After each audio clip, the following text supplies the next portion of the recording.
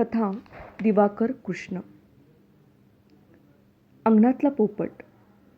पोपट, आत जाऊ नको बरे, बाहेर रागवतील.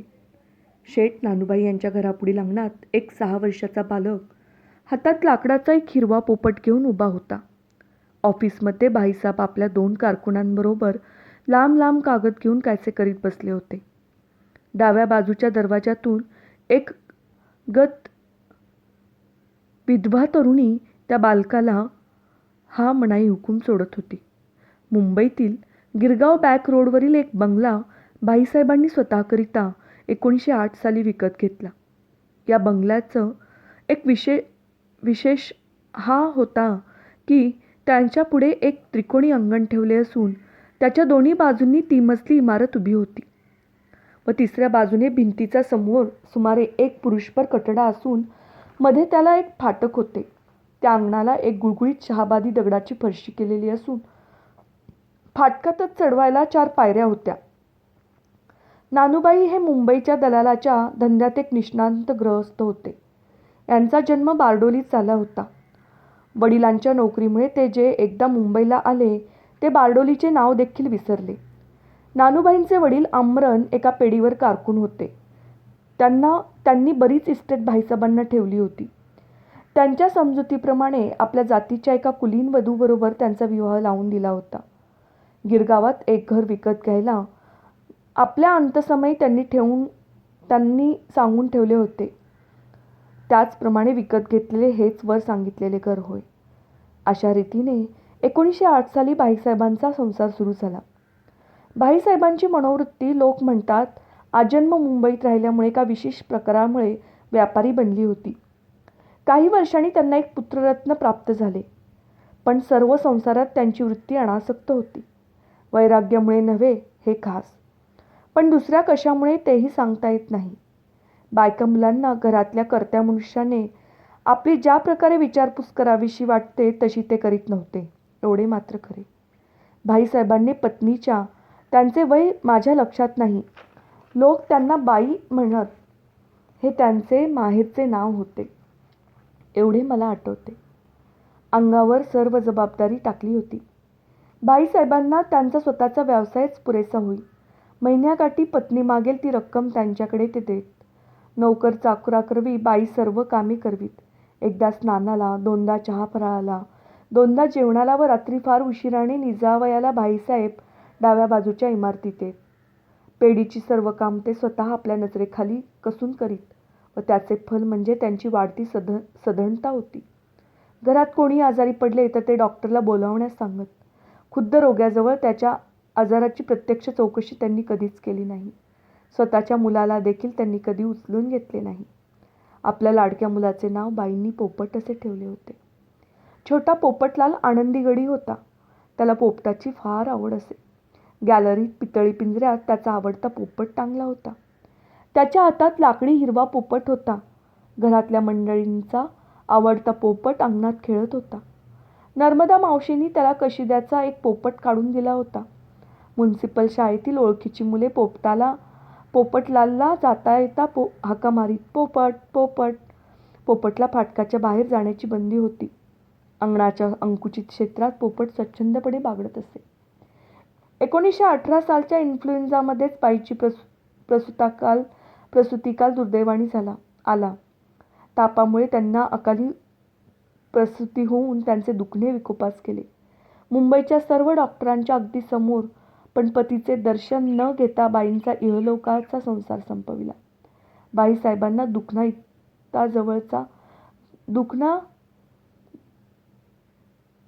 इताजवळ बसणे आवडत नसे.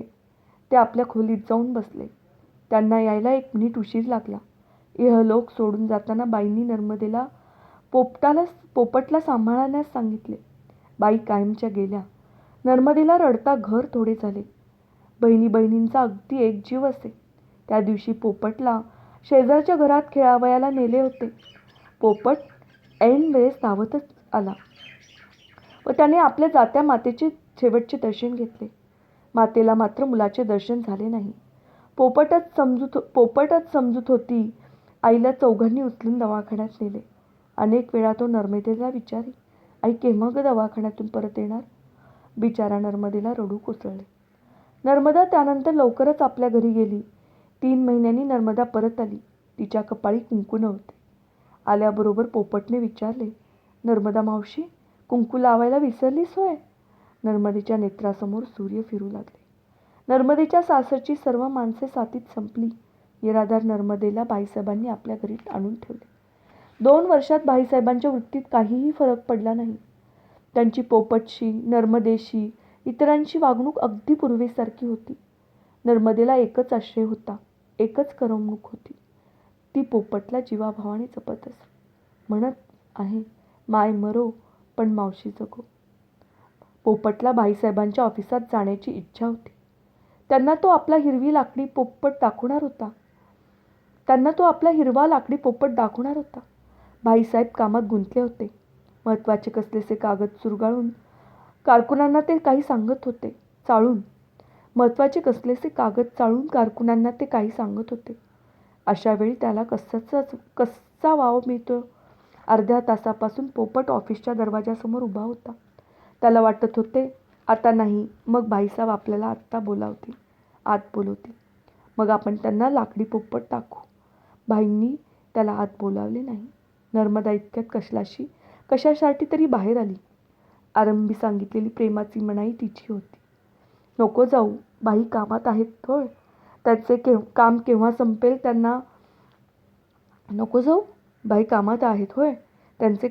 संपेल त्यांना मी बाजारातून पोपटाला डाळिंबे आणायला सांगणार आहे.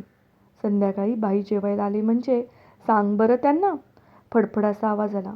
पितळेच्या पिंजऱ्यातल्या पोपटाने पंख झाडले. मावशी, आज पोपटाला डाळ का नाही दिली ग? पोपट पिंजऱ्यातल्या वाटीत पाहून म्हणाला.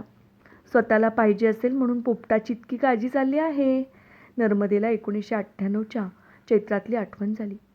हळदी कुंकवाकरिता भिजवलेली डाळ पिंजऱ्यातल्या पोपटाला देण्याच्या आमिषाने अंगणातला पोपटच खात असे. कितीदा तरी नर्मदेने पोपटाला आपल्या चिमुकल्या हाताने सर्वांची नजर चुकवून डाळीचा बोकणा भरताना पकडले होते. पोपटला आज दुपारची बाळवाटी भिजलेल्या डाळीची मिळाली. पिंजऱ्याच्या पोपटाचाही त्यात वाटा होता. शेजारच्या बनशी पोपटशी खेळावयाला आला. पिंजऱ्यातल्या पोपटाचे पोपटने आवडते नाव लाल असेच ठेवले होते. संध्याकाळ झाली होती. रस्त्यातून मोटारगाड्यांची जाळे चालली होती. त्या म्युनिसिपल शाळेतील मुलांनी फाटकासमोर उभे राहून हाक मारली, पोपट. त्या दिवशी भाईसाहेब काम संपून घरी येईपर्यंत पोपटची मध्यरात्र झाली. नर्मदा मधल्या घरात विचार करीत बसली होती. तिला ब्रह्मांड आठवत होते. पोपट आपल्या बिछाण्यावर निश्चिंतपणे घोरत होता. दुसऱ्या दिवशी पाडवा. नर्मदेने पोपटकरिता नवी पाटी आणवली. नवी पाटी घेऊन पोपट घरभर हिंडत होता. पोपटला आज नव्या वर्षाचा नवा आनंद झाला होता. बाईंनी पाटी दाखवण्याकरिता पोपट दारात गेला. बाई नाहीत. बाई आकस्मिक कारणामुळे अहमदाबादला गेले. त्याने कारकुनाला विचारले, बाई केव्हा परत येणार? उद्या संध्याकाळी. दुसऱ्या दिवशी पोपट नर्मदेला म्हणाला, रात्री बाई उशिराने आले तरी मला उठव हं, मी त्यांना माझी नवी कोरी पाटी दाखवणार आहे. नर्मदेकडून रुकार मिळाल्यावर तो आपल्या आवडत्या लालची विचारपूस करण्याकरिता बाहेर गेला. त्या रात्री बाई परत आलेच नाहीत. दुसऱ्या दिवशी आले नाहीत. तिसऱ्या दिवशी सकाळी 10 वाजता बाईसाहेब आपल्या फाटकात उतरले.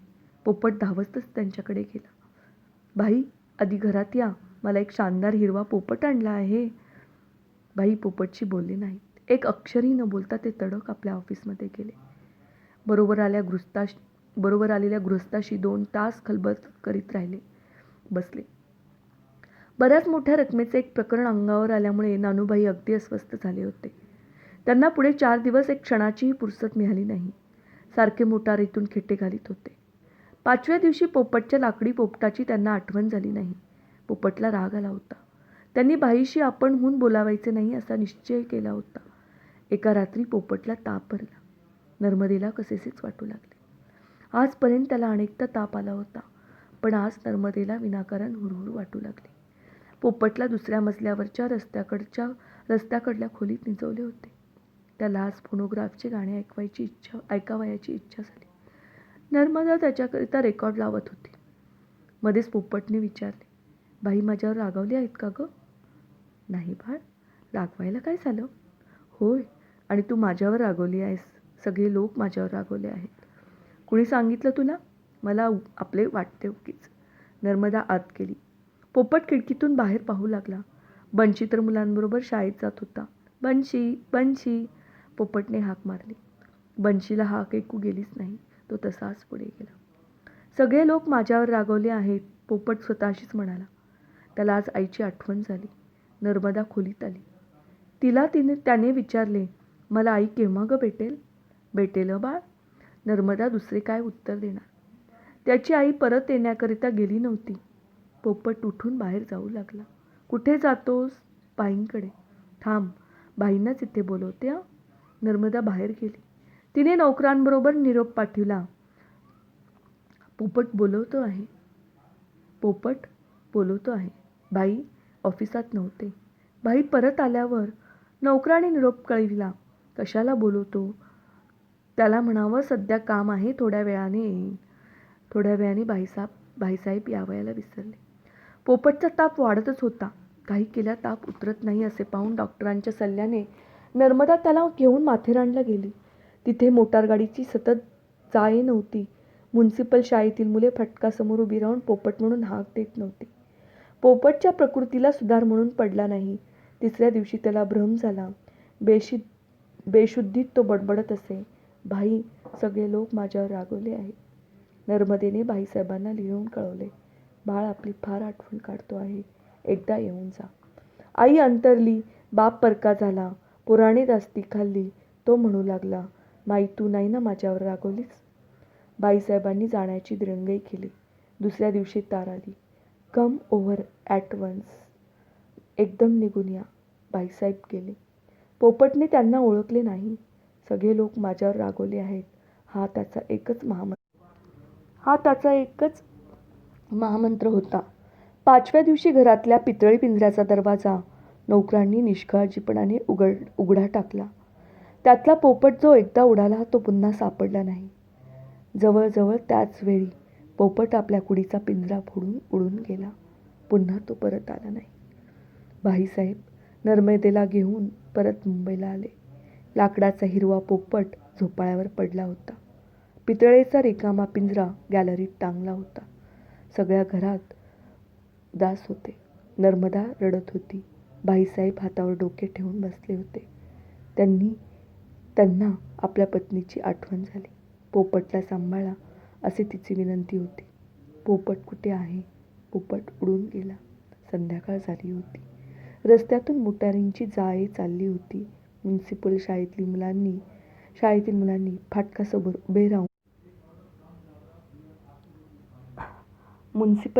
मुलांनी फाटकासमोर उभे राहून हाक दिली. पोपट